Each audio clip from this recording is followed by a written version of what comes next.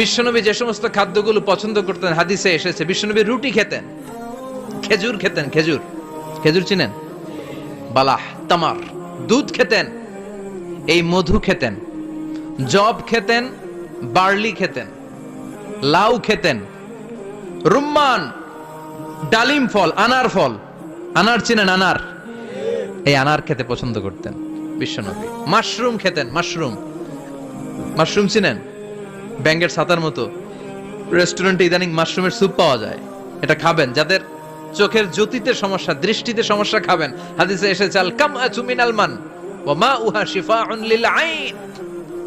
Mushroom হলো মান্না সালোয়ার মতো খাবার। মাশরুমের স্যুপ যারা খাবে, চোখের জ্যোতি যাদের কম, তাদের চোখের জ্যোতি বাড়িয়ে দিবে কে?